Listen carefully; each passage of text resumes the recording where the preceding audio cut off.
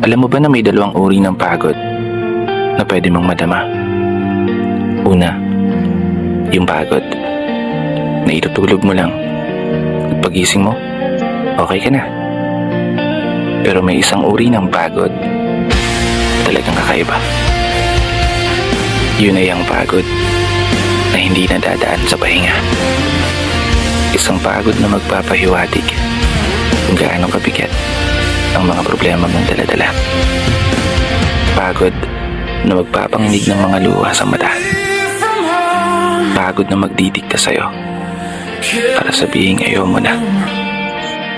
Kasi alam mo, kung ang pagod ay kapalit ng magandang kinabukasan, wala kang dahilan para sukuan ng pagod.